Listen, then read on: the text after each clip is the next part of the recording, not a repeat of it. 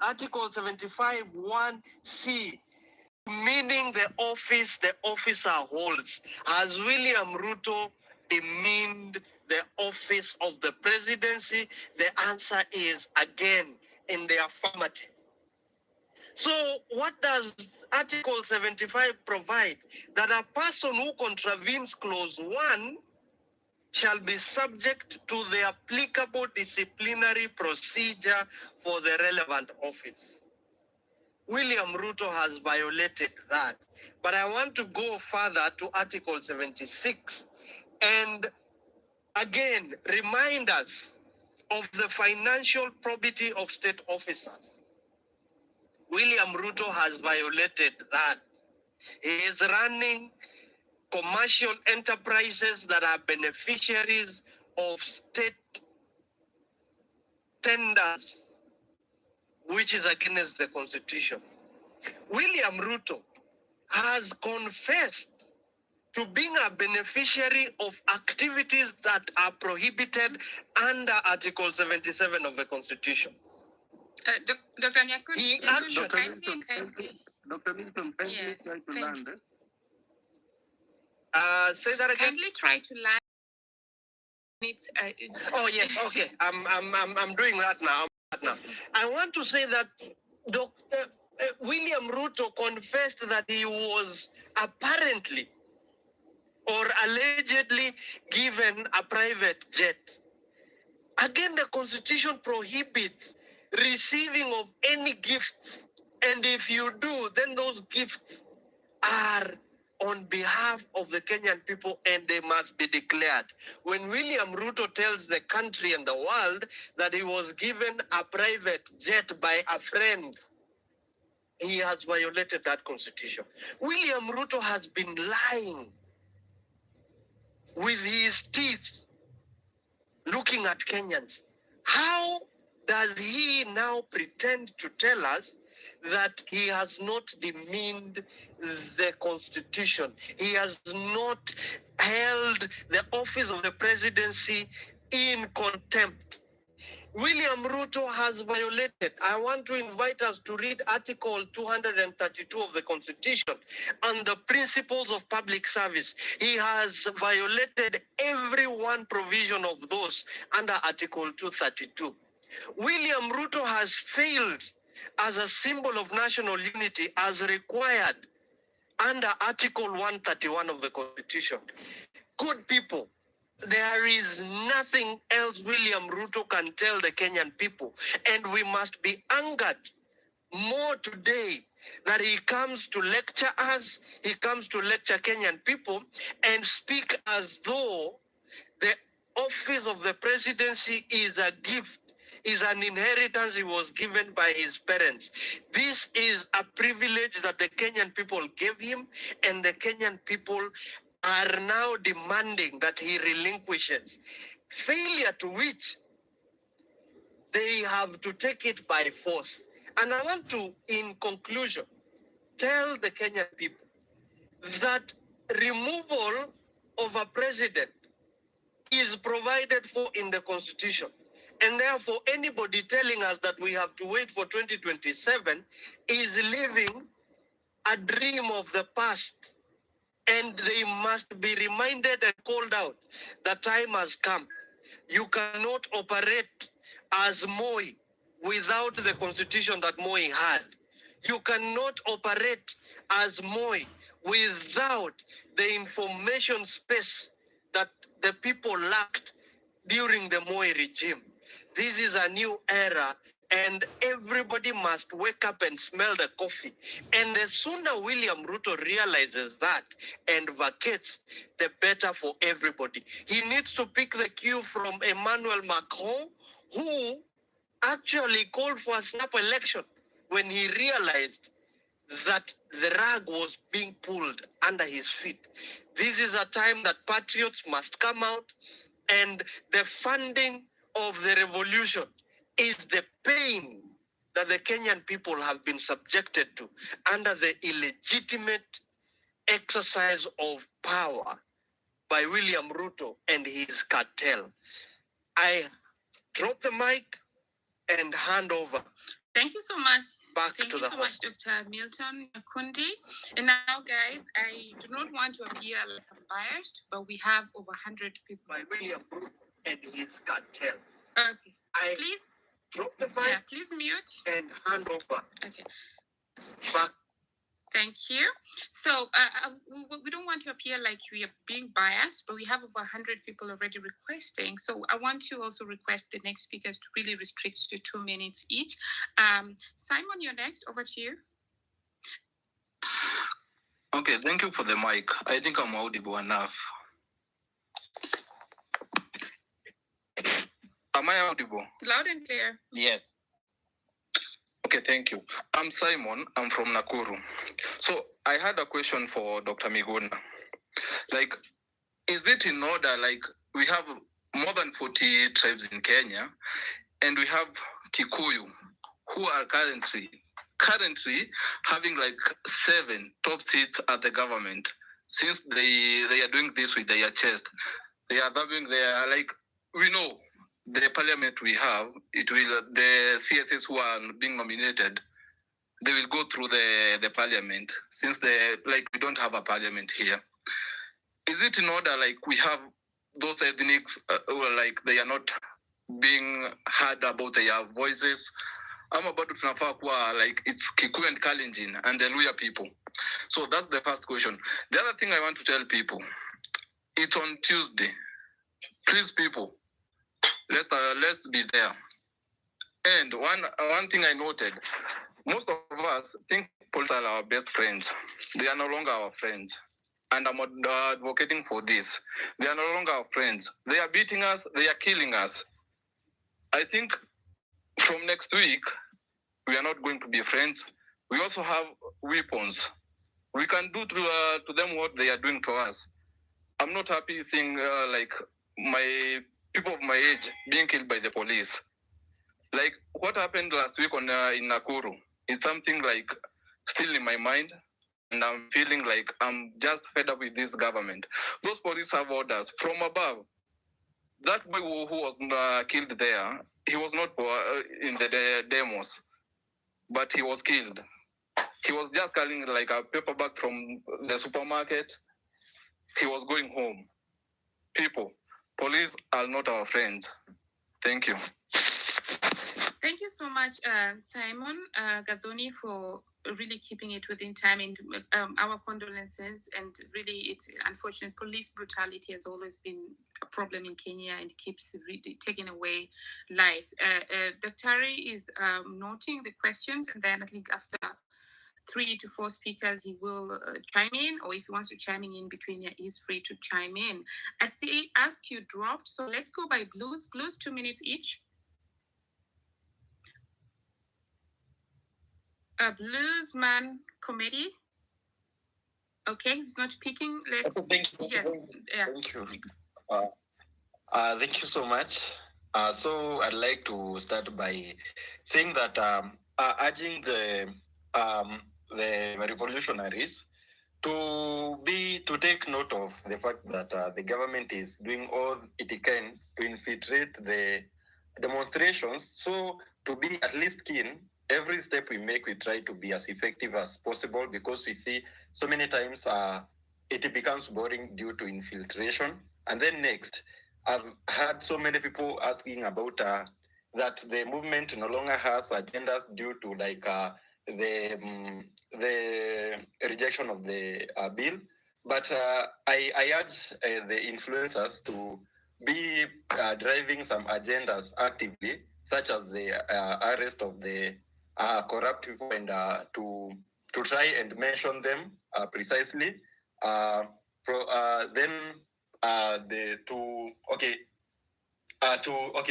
We should also bring the agenda of the story of recycling those CSS who are recycled. So we should be bringing them out clearly, loudly, in terms of posters and everything, so that they can be seen as the main agendas that we have. And then also the justice for the fallen soldiers also should be a key agenda, which is being shown through posters and posts every day, so that we are not mocked like we don't have any agendas as per now.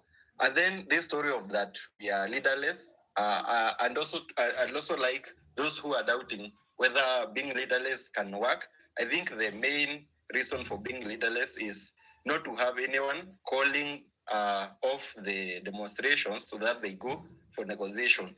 So again, I'd like to encourage activists to prepare some memoranda, and also so that they can to prepare some memoranda and present to the president, so that we can be seen, at least we are approaching for dialogue, but not anyone calling off the demos. I hope I'm clear a bit. And then something else. I've noticed that so many of the demos that we had were always successful, but not very successful, simply because maybe zinakuja kushika late, around maybe 3 to 4, when now night is approaching.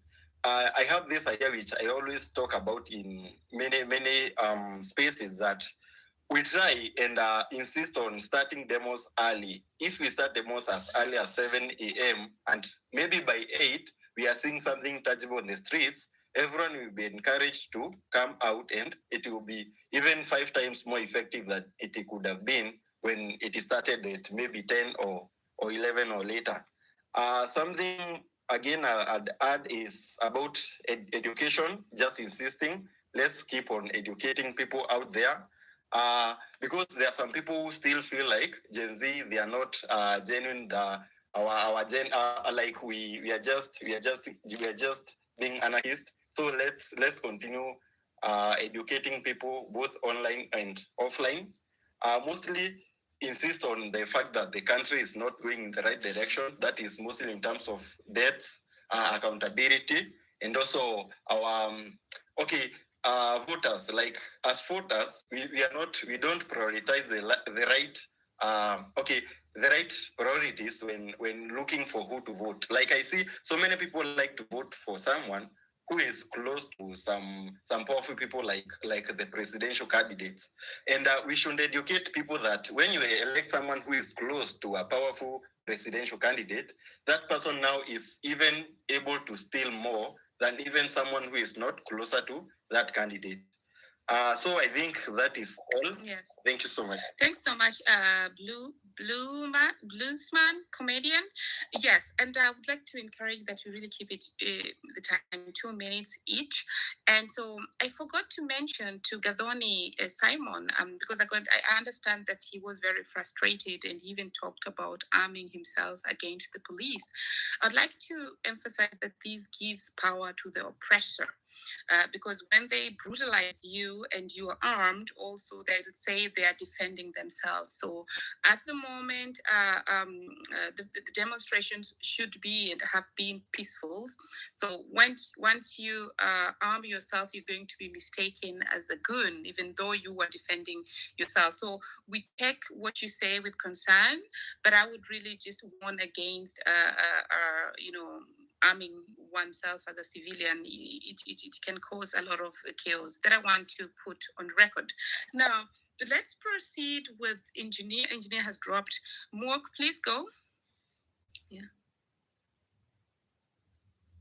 Mork, are you there?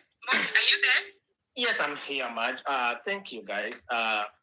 Thank you, the host and the co-host, and the guys in the speaker and the guys in the listener. Yeah. First of all, I just want to thank the Kenyan people for coming out in the street to ensure that the demand for the good governance. That is that's something that its time has come, and we need to ensure that it has come to pass. I don't have much to say, but I just want to tell people that we should remain focused, and we should have a main agenda, that is Ruto must go. And also, this one I said in one of the spaces yesterday, we really need to focus because right now the member of parliament are coming back, and I know there will be some of the the ones that the president would force them to go through and pass. For example, reintroduction of the office of the first ladies and all that. As a people, we should ensure that we cripple the parliament. Parliament should remain null and void, and we should ensure that the members of parliament are stopped from even attending their sessions, so that we remain as we said that okay, we are focusing on Ruto must go, and when Ruto is going, he need to go with everybody, everyone in that government, not only the CS, even the MPs need to go with Ruto. So people need to be focused, and people need not to take the fear.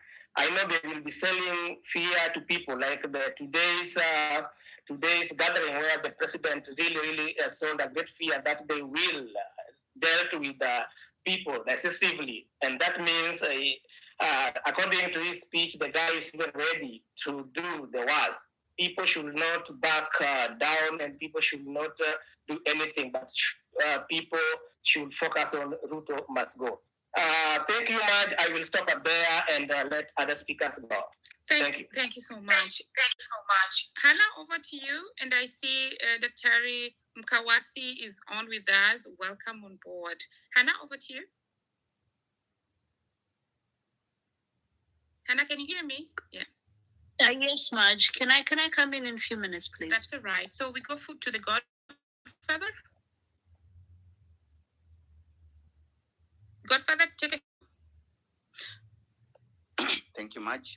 Thank you, Hillary, the host, the other co-host, and our key speakers, the General, Migaya Cage. I think Agustino Neto is not yet here, among others, and those who have already given their sentiments on this current affair that is developing, has been developing for the past few weeks, if not a month, in the country. So mine is very simple and very quick. To begin with, I'm asking our speakers, our panelists today. We see Occupy JKIA trending. This is something that has been mooted before. Now we are at it, and it seems like today it was the #1 trending hashtag, so to speak, in the country, which means on the 23rd of July, we are going to occupy the JKIA.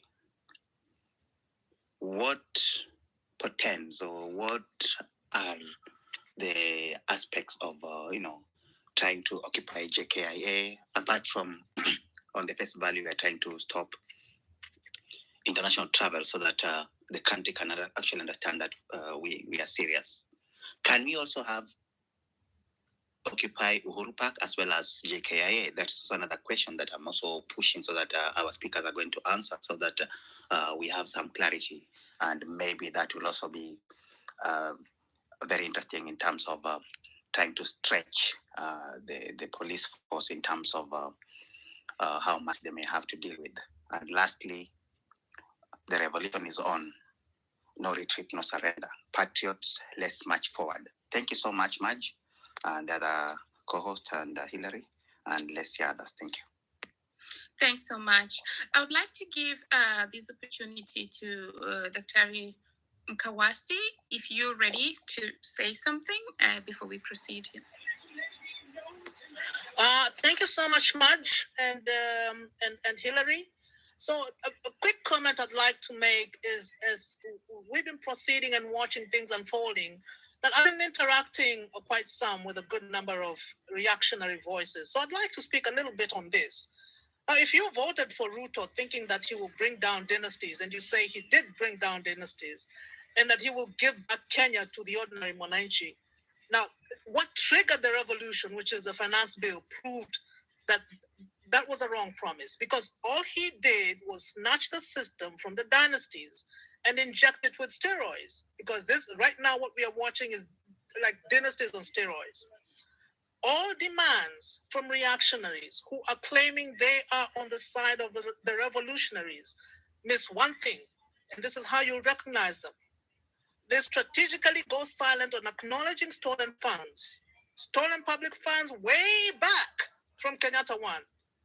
A key reason why the hideous and inhuman injustices injustice of poverty is going on right now. I mean, there's no way you can see your relatives or you yourself experiencing the level of poverty that is going on right now, and think that the dynasties have been removed and we are on our way to becoming a better country, and that we should give a chance to what is unfolding. That is something that I think we have to be careful about when we start having people who are telling us, you know what, I'm not quite sure about where you guys are going with the revolution. I think you should just wait for the old guards to make things right. The revolution you have triggered is ours too. We in the diaspora, and I think this is an important thing for me to mention to my diaspora friends. Kenyans abroad we have to pool our resources, both financial and intellectual, in providing the support necessary to build the Kenya that Kenyans have already articulated they want. And that Kenya is already ideally in the Constitution. We went through this whole Constitution revamping. It's there. Transforming those ideals into reality is the work of the revolution. We have the map. We know the destination.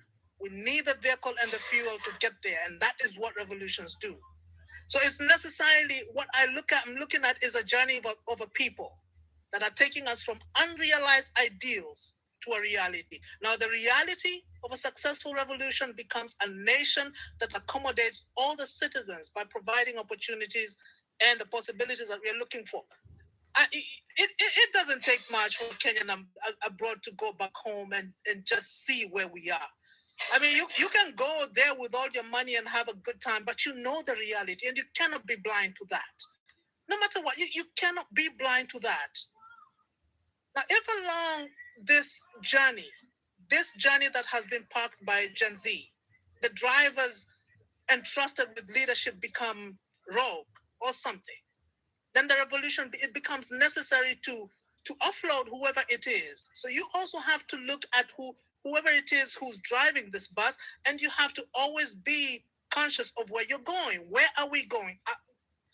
There's this notion of a leaderless movement, and that does not mean that it lacks leadership. So a leaderless movement, we may not be able to see who's behind it. We may have a group of people who are going towards a certain destination. But one of the most important things is to also figure out how to create that leadership structure. Beware of the pitfalls of leaderless revolutions, for example, like the Occupy Wall Street.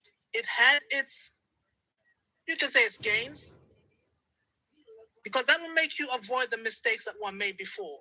The most important thing for me, I think, is to have an unbreakable core. How you create that unbreakable core is for you guys to figure out, and then you tell us what it is that we need from here. Because one thing we might know, we get involved every day with what's going on the ground, but we still have the advantage of having physical safety.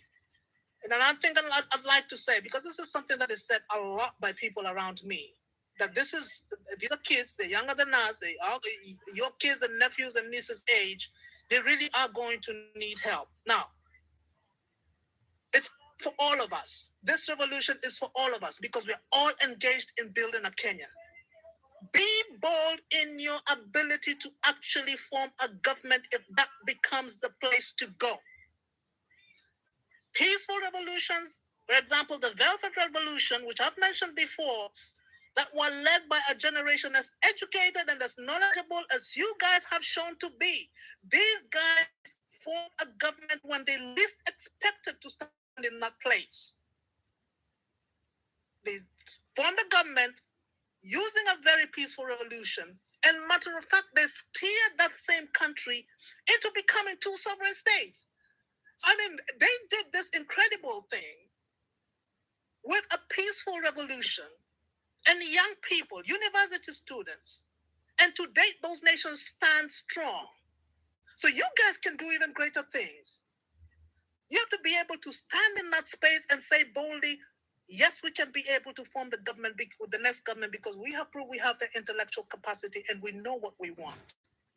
So we guys, me, my diaspora people here, I'm saying stand by. Let's stand by. Let's be able to give the resources, whatever kind that's needed on the ground. But let's not watch the acceptance by reactionaries of something that we see as recycling the same rot, recycling the same system that has for decades brought us to where we are. Because for crying out loud, we have to at least say, no. We know what our relatives are going through. We know this. We know the fees we pay all the time, the hospital bills. I mean, we can be on the phone, you're somewhere far away, but you're on the phone with someone who's running through hospitals, looking for the cheapest hospital to get their kid treated. And I'm not saying this because I'm making it up. I'm saying it because I've been there. So these are not realities that we don't know of. They're realities we share. And we in the diaspora have to be able to say no. We've got to be able to be a part of this revolution in some form, a very effective form. Over to you, Chair. Thank you very much. Thank you so much, Dr. Terry, for the very, solid submission there. And so now we move to Josephine. And if any of the speakers is speaking longer than 2 minutes, it's because we have guest speakers also. So don't feel like we're being biased. Josephine, over to you. 2 minutes, please. Thank you so much. Can you hear me? Loud and clear. Thank you so much, every and co-host and fellow Kenyans. Both in Kenya and diaspora, I want to say good evening. I thank you also for giving me this opportunity to ask. And my first question, I would want to direct it to Dr. Miguna. And this is my question for you. Do you think it's the ideal time now we push for amendment of our constitution so that we can limit positions of leadership and how leadership is deliberated and given to recycling leaders who have ever been in offices in memory, and you want to die in the positions without letting other people get these positions?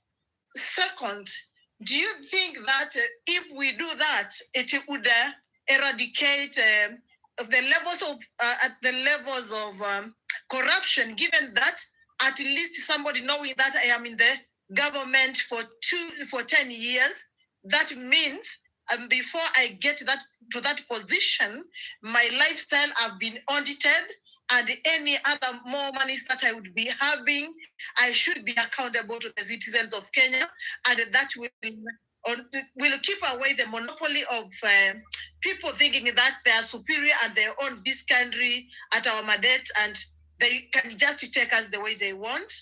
So those are my two questions. And my input to Tuesday's incoming Occupy all the airports. I am all the way from Mombasa, and I believe I will be out there in Mombasa doing the needful, like any other Kenyan, fighting for our rights and ensuring that we meet the standards of what we need, because we are entitled to good governance. We are entitled to quality services and with no corruption. We are entitled to get essential documents within less than a week, but this is not happening. So that leaves us in dilemma as citizens. You realize that you need an ID, but you cannot get it within the right time unless you bribe. You need a passport, you cannot get it until you bribe.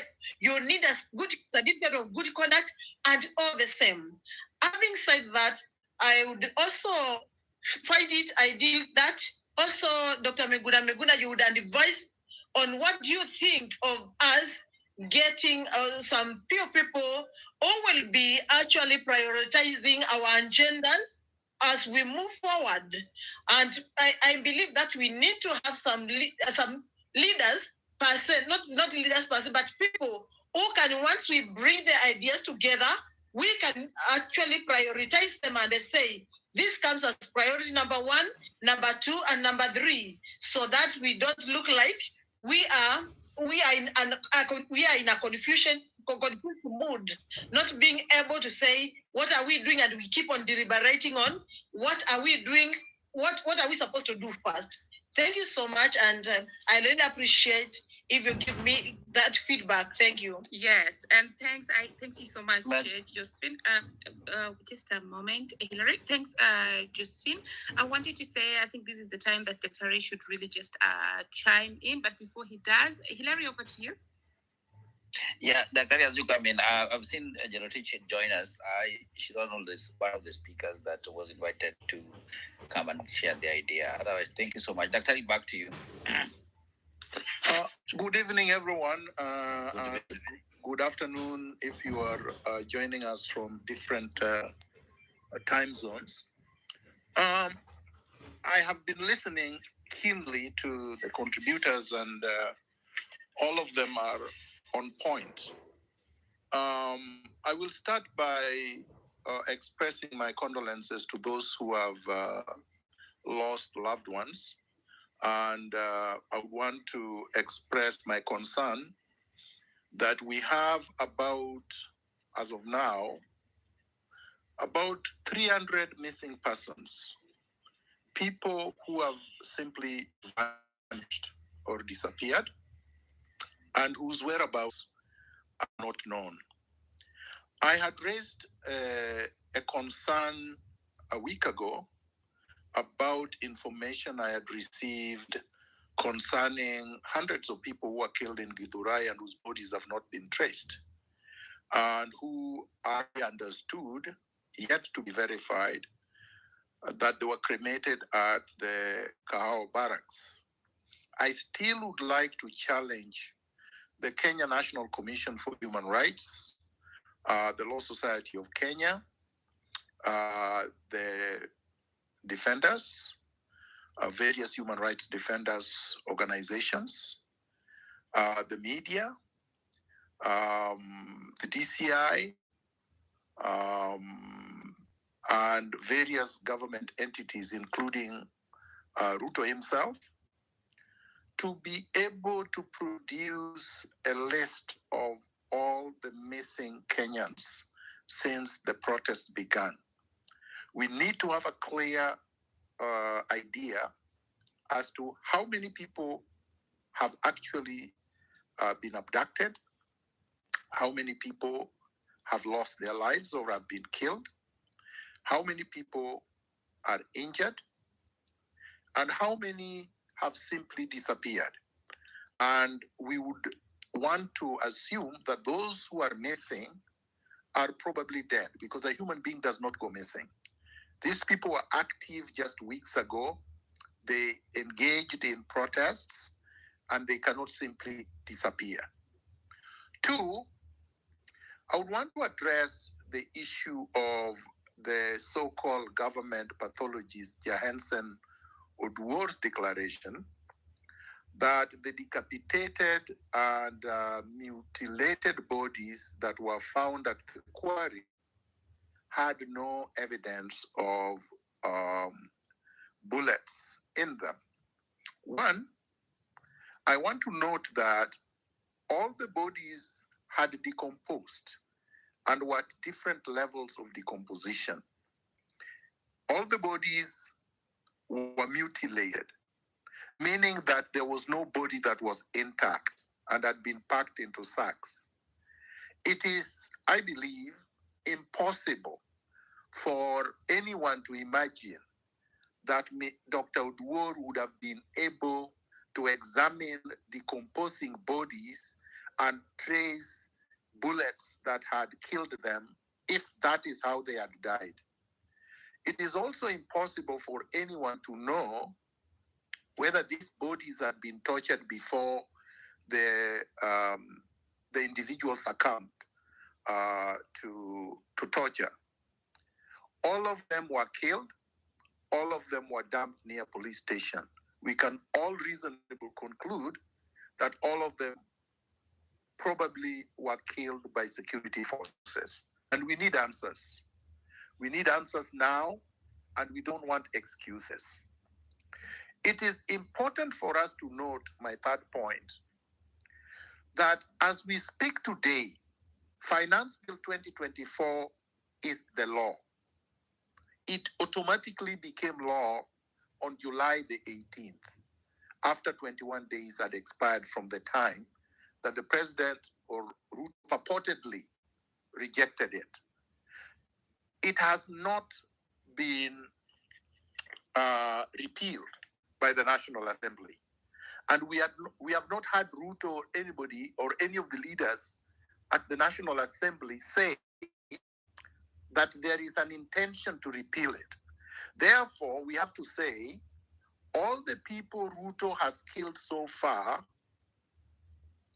will not get justice until all the grievances for which they participated at the protests are addressed. And that starts with Ruto himself. My fifth point is, Ruto has no tenure. He has no security of tenure. Professor Miguna has tenure at the University of Nairobi as a distinguished professor of law, or of the university, because I think he's a distinguished professor. And once you're a distinguished professor, you are a professor of everything. But Ruto has no tenure.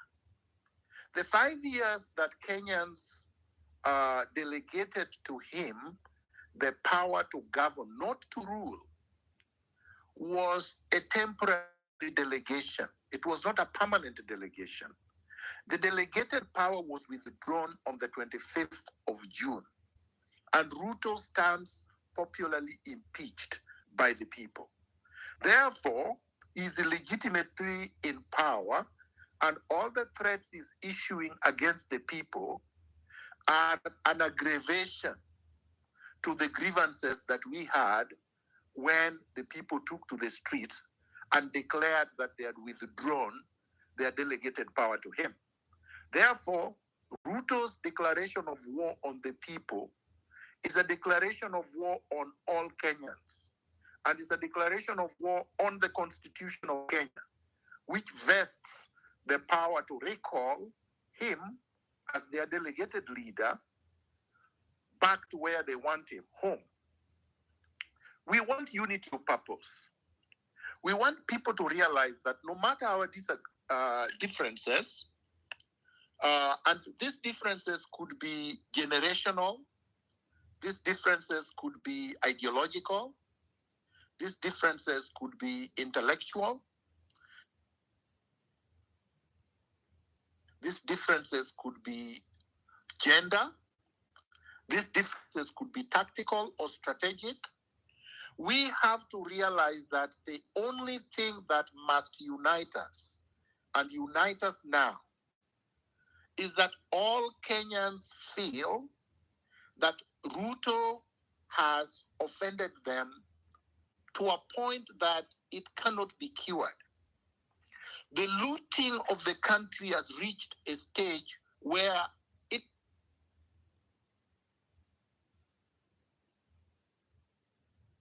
having them apprehended, charged, and tried, and convicted, and then sentenced, and the properties they have looted, repatriated, is recycling them. We have Chirchir reappointed to a bigger ministry than where he looted before. And remember, this man started looting at the Interim Independent Electoral Commission. He was involved in the Chicken Gate. Then he graduated to the Ministry of Energy. And the former despot Uhuru fired him because of corruption. But Ruto felt, in his lack of wisdom, that this is the man he needed in the same ministry where he had been fired for corruption. And he continued to be corrupt. And he was recently fired for corruption. Then Ruto brings him back. That shows you that Ruto is irredeemable. There is no discussion, no dialogue, or any kind of reprieve or anything that will change this man. He thinks that after he has killed a number of Kenyans and abducted them and disappeared them, that he has scared the Gen Zs and the millennials and the patriotic revolutionaries who have been facing him every week on the street. And the time has come when we should demonstrate to Ruto through action that we are not backing down. How do we do that? my humble submission is that we should have marathon daily demonstrations and protests. And these daily marathon demonstrations should take place all over the country. Whether on Tuesday, some of the patriots will head to JKIA, others must head elsewhere. Because if you all head to JKIA, he will marshal his goons to JKI only. Then we will leave the rest of the country for him to roam about and to threaten us. We have to scatter his goons everywhere. As many people are heading towards JKIA, many people must head to Parliament Square and Arambe House and the CBD and occupy all of it. Occupy everywhere should have meaning. When patriots in Mombasa, in Nyanza, in Western, at the coast, at all and in all counties, gather in large numbers, wear Ruto's goons down until he falls. The last thing I would like to say is in answer to the I believe there were 3 or 4 people that asked questions before I conclude. Number 1, Simon Gathoni said, police are not our friends. We also have weapons. We can use them. Maj was right. Yes, police of Kenya have demonstrated, at least the majority of them, that they are not our friends, that they are serving a tyrant, and they are harming us. And it is not in our place to fall into the trap of arming ourselves to confront them. Because when you do that, you may have to form an army to fight them. We don't have time. We don't have the resources. We don't have the arms. They will just pick us one at a time, and it will actually serve their interest in the sense that they can now say we are violent, we are chaotic, we are anarchists, and the world and the press will more than happily champion that trumpet. We cannot give them that. We have to remain peaceful. We have to remain organized. We have to remain fearless. And it is through that we are going to wear them down. Just like many other countries have gained and won a revolution peacefully by being unarmed. They did so in France in 1789. They did so in Sweden in 1809. They did so in Norway in 1814. They did so in the Netherlands in 1848. They did so in Austria in 1918. They did so in Turkey or Turkey in 1923. There was a mixture of that and armed struggle in Cuba in 1959. They did so in Portugal in 1974. They did so in Bahrain in 1971. They did so in Spain in 1978. They did so in Philippines in 1986. They did so in South Korea in 1987. They did so in Poland, where it was basically the workers protesting continuously for years in 1988. They did so in the Czech Republic in 1989. They did so in East Germany in 1989. They did so in Romania in 1989. They did so in Indonesia in 1998. They did so in Serbia in the year 2000. They did so in Georgia the year 2003. They did so in Nepal in 2006. They did so in Myanmar with mixed results in 2011 because the military eventually overthrew the revolutionaries. But they succeeded in 2011. They did so in Ukraine in 2014. And they recently did so in the Philippines again.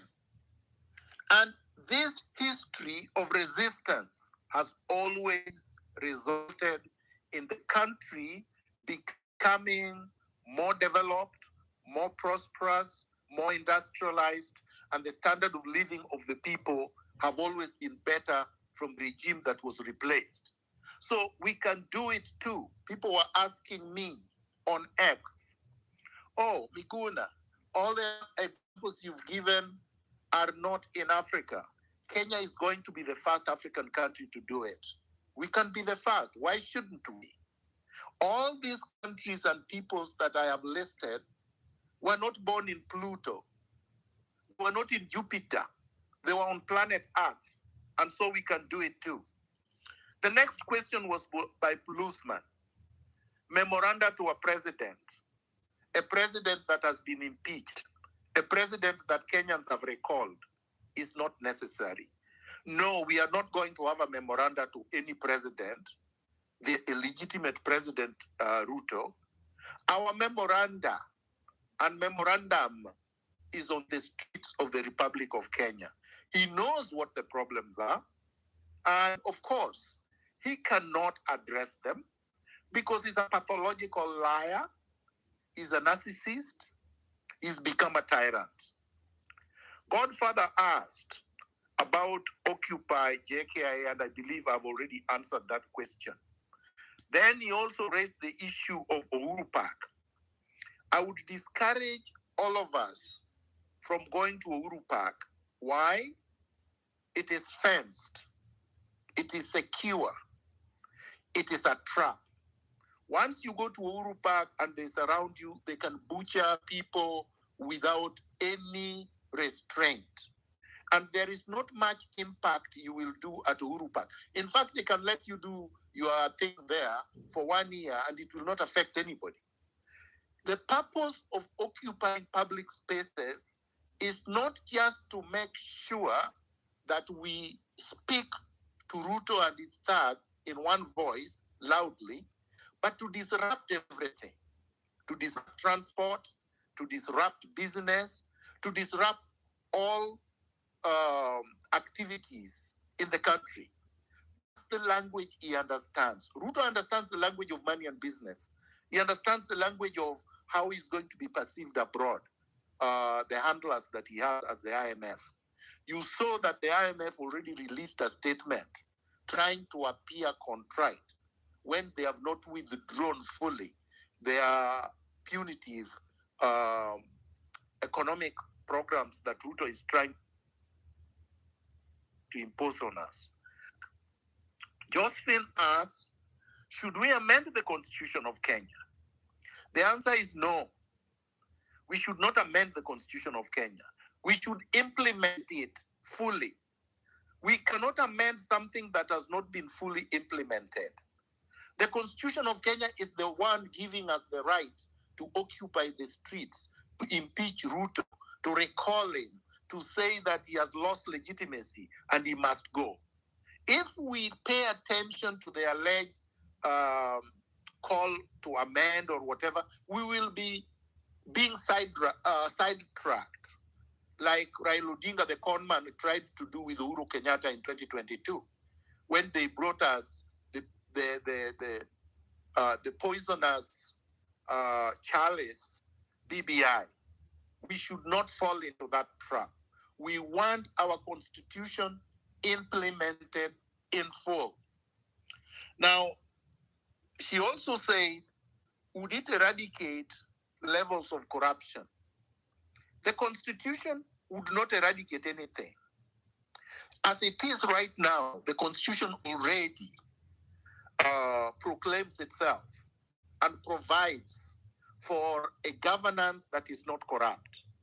But of course, it is individuals, human beings, that are not enforcing it, especially Chapter 6, and continue to be corrupt.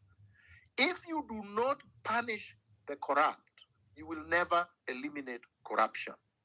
And you cannot punish the corrupt if you have corrupt people in power. So we must remove all of them. Then she talked about priorities, 1, 2, 3, 4, whatever. No, our priority should remain one. Ruto must go. You see, when you have such a clear simple, singular priority, nobody will be able to confuse it.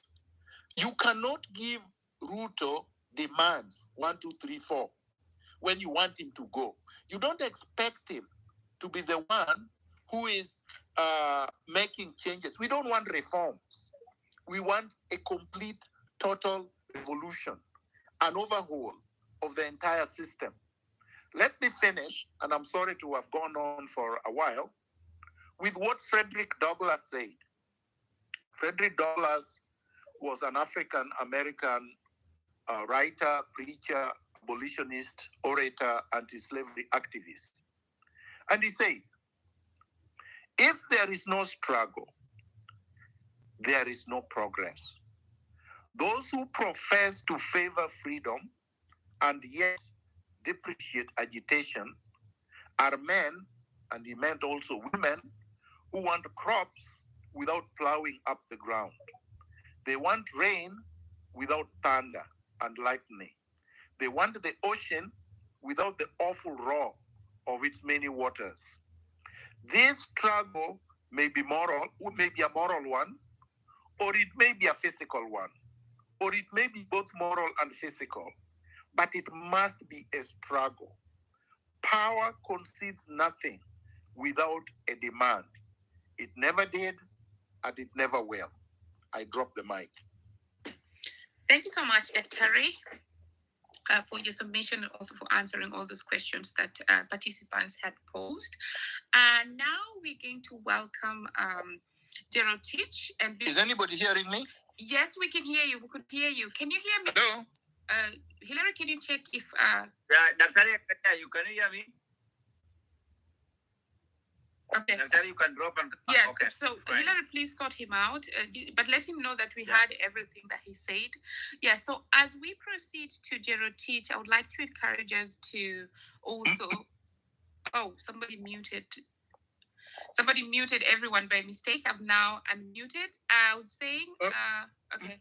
Marge, did anybody hear me, or was I talking to myself? We heard everything. We have... Okay. Yeah. All right. And I think Geraldine just dropped Hillary, if you can check with her. So, but I was about to say that before she proceeds or the next speaker proceeds, we need to also not forget to build the network by following each other, because that's the only way that when we want to share information, we can keep sharing and, getting informed or getting to know what is going on. So, Tom, you're next, 2 minutes each. Thank you, and I greet all Kenyans in the name of your ancestors. Well, I just want to still ask the general some questions, because in the nature of the conversation that I've seen that he's there, normally he is open to take questions. First, considering his suggestion that we need to implement the constitution without necessarily considering amending it, what suggestion do you have, or how do you think we can be able to meet the 2/3 gender rule, which is a provision in the constitution? And unfortunately, even right now, the parliament did not meet that requirement. In Article 27, Clause 8, and Article 81, Clause B of the Constitution talks about that for both legislative and generally the parliament, so that we meet that. Your suggestion. Number 2, I'd like to seek your advice. What advice or lessons can you give the Gen Z leaders who are currently in the forefront of these protests? Another question that I would like to ask is that what is your general vision post success in this revolution? Because I agree with you that indeed we need to win this revolution and we need a total overhaul of the system. Finally, if you may, would you advise, or how can we consider this movement to effectively utilize decentralized organization to maintain momentum and achieve its goals? Because in my opinion, I really would wish us to not necessarily go without a proper organization. I believe we are leaderless, but my perspective, we are leaderful because most of us who does whatever we are doing, and I believe we do it right most of the time, we are self-motivated. So I believe we are leaderful, but not leaderless. But I suggest we better be more organized. What is your perspective with regards to that? Decentralized, organized movement. Thank you. Thank you so much, Tom. Let's have six next, and Dr. Mwakawasi and Professor Migaya Kit, should you want to chime in between also, just feel free to open your mic or raise your hand and I'll see that. Six, please. We're going 2 minutes each. Over to you.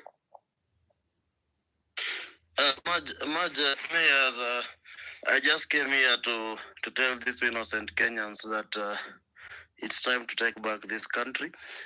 As I always say, on Tuesday, we are all marching to Jomo Kenyatta International Airport, and there are numbers. So as a people, we should come out. We should not sit online and say, let them go to Amke. Tuende personally, I said I've not been in church in 11 years, and today I went to church to confirm if there is any MP who went there or any leader, so that I can condemn them. So guys, on Tuesday, let us turn out in numbers and to take this country back. You heard Ruto threatening us on in Bomet, and that is the leader that we have. It's so unfortunate we have such a man as I don't like him, and he's not my president as much as I'm concerned. So I'm just here to rally everyone. Let's turn out in numbers. And I said, I'll always stay loyal to this cause until the last day. And even if I die, I'm not afraid to die. And I'll be on the forefront on Tuesday. I'm not just coming here to speak, then I don't act. I've been in all the demonstrations since they started.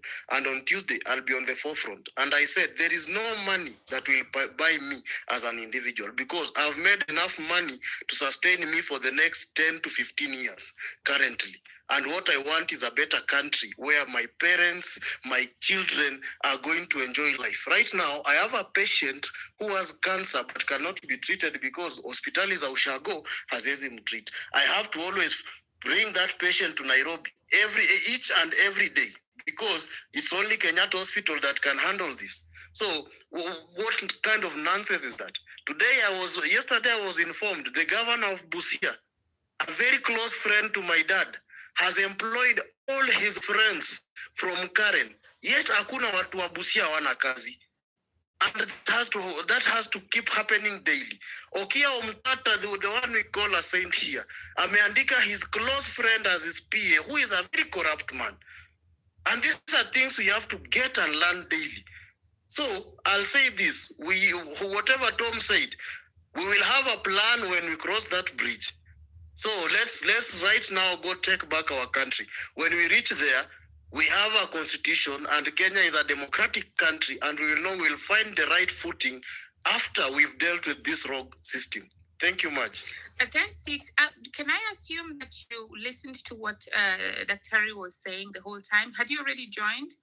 Because he recommended that the protests be spread, but that people should not go to Uhuru Park because it's like fenced and would. I just want to be sure that you had that. Yeah, I had, and that's why I say we are occupying Jomo Kenyatta International Airport. Okay, I'll just confirm it. Yeah.